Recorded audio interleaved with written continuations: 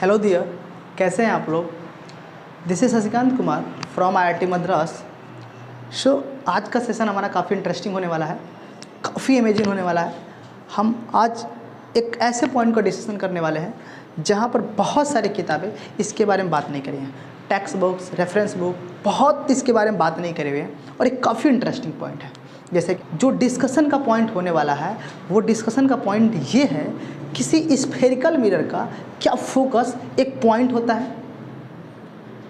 तो मेरा आंसर है नो। अच्छा, इसका मतलब मैं इनडायरेक्टली ये बात कहना चाह रहा हूँ, जब किसी एक स्फेरिकल मिरर का जब कोई फोकस एक पॉइंट नहीं होता है तो इसका मतलब प्रिंसिपल एक्सिस के पैरेलल पास होने वाली सभी लाइट रे कनकेव मिरर से टकराने के बाद सब एक ही पॉइंट से नहीं पास होंगे। अब क्या मतलब है, मैंने अभी बोला कि क्या किसी स्फेरिकल मिरर का प्रिंसिपल फोकस एक पॉइंट होता है, तो नहीं, वो एक फजीसा रीजन होता है। क्योंकि जैसे आप देख पा रहे हैं ये कनकेव मिरर है और इस कनकेव मिरर के अगर आप अपर्चर को अगर बहुत छोटा करते जाओगे तो वो जो फजीसा रीजन होगा एक पॉइंट की तरह टेंड करता है, जिससे हमें लगता है फोकस क्या है, एक पॉइंट है। तो हमें इस बात को समझना है कि फजीसा रीजन क्या है और फोकस एक पॉइंट क्यों नहीं होता है, और प्रिंसिपल एक्सिस के पैरेलल पास होने वाली सभी लाइनें एक ही पॉइंट से क्यों नहीं पास होती हैं। इस चीज़ को समझते हैं, काफ़ी इंटरेस्टिंग मज़ेदार है, ध्यान से देखिए आप लोग। जैसे हम समझते हैं कि ये प्रिंसिपल एक्सिस के पैरेलल मैंने किसी लाइट रे को पास करा यहाँ से, ठीक है। ऑब्वियसली इस पॉइंट पर फॉल करा तो क्या होगा, रिफ्लेक्ट होगा। रिफ्लेक्ट होकर प्रिंसिपल एक्सिस से किसी भी पॉइंट से वो पास होगा, जिस पॉइंट से वो पास होगा उस पॉइंट को हम बोलते हैं प्रिंसिपल फोकस, है ना। इसको हम थोड़ी देर के लिए एक्स एज्यूम कर लेते हैं, फोकस पॉइंट हटाते हैं। ये अपने लिए क्या है, एक एम पॉइंट है, ठीक है। इस कर्वेचर का ये क्या है, सेंटर है। तो अगर इस कर्वेचर का ये सेंटर है तो इसका हम एक रेडियस ड्रॉ कर देते हैं, और ये क्या अपना है, एक रेडियस है।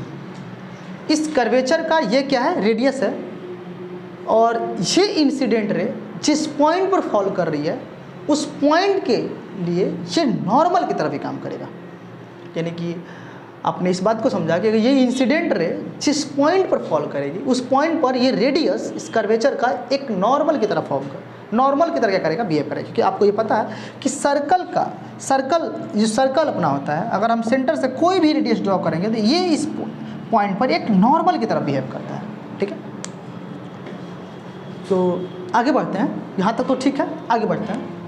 अब यहाँ पर एक लॉ लगाते हैं, लॉज ऑफ रिफ्लेक्शन के अकॉर्डिंग अगर मैं बात करूँ तो अगर इंसिडेंट रे नॉर्मल के साथ जो एंगल बनाती है उसे हम आई बोलते हैं, और रिफ्लेक्टेड रे नॉर्मल के साथ जो एंगल बनाती है उसे बोलते हैं रिफ्लेक्टेड एंगल, ठीक है। तो लेकिन हमें ये बताया है कि इंसिडेंट एंगल और reflected angle both are equal, ठीक है, लॉज ऑफ रिफ्लेक्शन, ठीक है। तो according to laws of reflection incident angle and reflected angle both are equal. तो अगर मैंने इसको आई दिया तो मैं भी अपने अकॉर्डिंग सुविधा के लिए मैं इसको आई ले लेता हूँ, ठीक है। अच्छा, अब यहाँ तक बात को समझ में आ गई। तो इस बात को समझो, ये दोनों लाइन क्या है, एक दूसरे के पैरेलल है। जब ये दोनों लाइन दूसरे के पैरेलल है तो ये हमारे लिए ट्रांसवर्सल लाइन की तरह काम करिए। अगर ये ट्रांसवर्सल लाइन है तो हमें कह सकते हैं ये वाला एंगल टोटल कितना है, आई प्लस आई 2i, तो ये भी एंगल कितना होगा, 2i होगा, ठीक है। अगर ये 2i है तो ये कितना होगा अपना, ये 180 minus 2i, 180 minus 2i, 180 minus 2i, because ये स्टेट पर टोटल एंगल कितना बनता है, 180 बनता है। इस स्टेट लाइन पर टोटल एंगल 180 बनता है, तो अगर इधर 2y बना तो इधर क्या बना, 180 माइनस 2y। अच्छा, अगर ये दोनों अगर पैरेलल है तो ये रेडियस भी एक ट्रांसवर्सल की तरह काम कर रहा है। तो अगर ये एंगल आई है तो ये भी एंगल क्या होगा अपना, आई होगा। अब यहाँ पर मुझे एक थोड़ी सी ज्योमेट्रिक का एक कॉन्सेप्ट लगाना है, ट्रेंगल का एक ट्रेंगल का कॉन्सेप्ट लगाना है। ट्रेंगल कॉन्सेप्ट क्या है, अगर मैं CXM को अगर मैं ट्रेंगल एज्यूम करता हूँ, ये ट्रेंगल है, तो अगर हमें बताया था कि अगर ट्रेंगल के कोई दो साइड, ट्रेंगल के अगर दो एंगल्स अगर आपस में इक्वल है, ट्रेंगल के दो एंगल अगर आपस में इक्वल है तो इसके अपोजिट साइड क्या होते हैं, इक्वल होते हैं। इसके अपोजिट साइड ये, इसका अपोजिट साइड ये, दोनों क्या होते हैं, इक्वल होते हैं। तो इसी लॉ को यहाँ पर अगर मैं लगाऊं तो इस ट्रेंगल में CXM ट्रेंगल में ये एंगल इक्वल है, तो इसके अपोजिट साइड ये, इसके अपोजिट साइड ये दोनों क्या है, इक्वल है।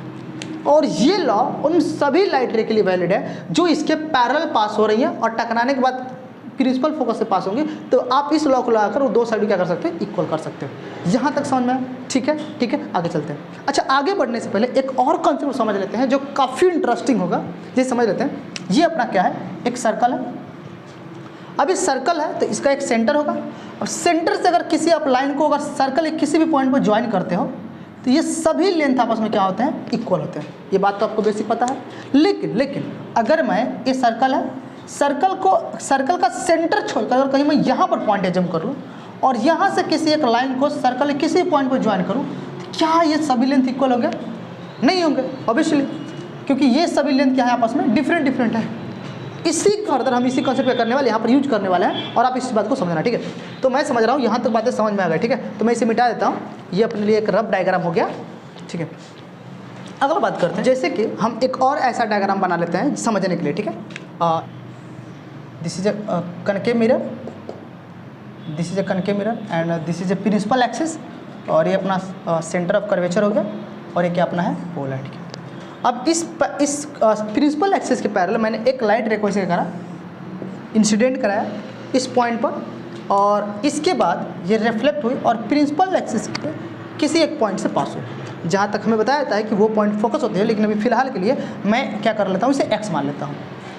और सी से लेके एक्स तक का जो लेंथ है, जहाँ पर इस लेंथ को क्या होना है, इक्वल होना है इस लॉ के अकॉर्डिंग, ठीक है। इस लेंथ को इक्वल होना है इस लॉ के अकॉर्डिंग। तो हमें मान लेते हैं ये दोनों लेंथ क्या है, इक्वल है। अब सेकंड बात देखिए, फिर इसके पैरेलल मैंने एक लाइट रे को और ऐसे पास करा, और ऑब्वियसली वो भी कनकेव मिरर किसी पॉइंट फॉल करेगी, और हमें बताया था जहाँ तक कि यहाँ से टकराने के बाद यहाँ से रिफ्लेक्ट होकर कहाँ से पास होगी, फोकस से पास होगी। वो कहाँ से पास होगी, फोकस से पास होगी। तो जैसे कि इसे इक्वल होना है, जैसे इसे भी इक्वल होना होगा इस लॉ के अकॉर्डिंग। अगर ये भी इस कनकेव मिरर से टकराने के बाद अगर फोकस से पास हो रही है, तो ये जो लेंथ था इस लेंथ के इक्वल इसे भी होना है। लेकिन ये इसके तो इक्वल नहीं होगा ना, ये इसके इक्वल तो नहीं होगा ना, क्योंकि ये तो इस कर्वेचर का कोई सेंटर नहीं है ना। इस कर्वेचर का ये कोई सेंटर नहीं है, जिसकी वजह से इसको इक्वल तो नहीं होना। जब ये इसके इक्वल नहीं होगा तो ये इसके इक्वल कैसे होगा, क्योंकि ये तो इसके इक्वल है ना, ये तो इसके इक्वल है, हमने प्रूव करा। तो अगर ये इसके अगर इक्वल है और ये इसके इक्वल नहीं होगा ना, क्योंकि ये तो कोई सेंटर, इस कर्वेचर का कोई सेंटर नहीं है, तो फिर ये इसके इक्वल कैसे होगा। तो एक ही पॉसिबिलिटी, ओनली वन पॉसिबिलिटी इसको इक्वल होने के लिए, जब हम इस लाइट रे को यहाँ से ऐसे भेजें और टकराने के बाद वो जस्ट फोकस से कुछ आगे से होते हुए गुजरे, जो पहले लाइट का फोकस था वहाँ से नहीं, जस्ट उसके आगे से गुजरे, तो ये वाला लेंथ अब आपस में क्या होगा, इक्वल होगा। यहाँ से यहाँ तक का ये लेंथ और ये लेंथ क्या होंगे, आपस में इक्वल होंगे। इसका मतलब प्रिंसिपल एक्सिस के पैरेलल पास होने वाली सभी लाइटें एक ही पॉइंट से नहीं पास होती हैं। देखिए, अगर पहली लाइट अगर यहाँ से पास हुई, दूसरी पॉइंट जस्ट उसके आगे से पास हुई है, क्योंकि अकॉर्डिंग टू दिस लॉ। तो इसका मतलब ये जो डिफरेंट है इन दोनों फोकस के पॉइंट के, इसी डिफरेंट को ये जो डिफरेंट है इन दोनों फोकस पॉइंट के बीच का जो डिफरेंस है, इसी को हम बोलते हैं फाजिसा रीजन। और अगर हम इस अपर्चर को बहुत छोटा करते जाएं तो ये जो फाजिसा रीजन है ये एक पॉइंट की तरह टेंड करने लगता है। इसीलिए हमें लगता है कि ये क्या है, ये क्या अपना है, एक फोकस पॉइंट की तरह होता है, पर फोकस कोई पॉइंट की तरह नहीं होता है। और प्रिंसिपल एक्सिस के पैरेलल पास होने वाली सभी लाइटें फोकस से पास, एक ही पॉइंट से पास नहीं होती हैं। काफ़ी इंटरेस्टिंग है, काफ़ी इमेजिन है। ऐसे बहुत सारे इसमें क्योंकि इस पॉइंट को आते ही ऐसे बहुत सारे इसमें इमेजिन कॉन्सेप्ट हुआ करते हैं। जैसे बहुत सारे आप कनकेव मिरर अगर इमेज का फॉर्मेशन अगर पढ़ेंगे तो वहाँ पर अगर इन्फिनिटी पर कोई ऑब्जेक्ट रखा है तो इन्फिनिटी से एक कनकेव मिरर पर इमेज बनाना काफ़ी डिफिकल्ट है। ऐसे तो टेक्स्ट बुक्स में कह दिया जाता है कि होता है, पर वो सारी बातें अगर देखिए तो वो सारी बातें क्या है, अधूरी उसमें बोली गई है, कोई भी परफेक्ट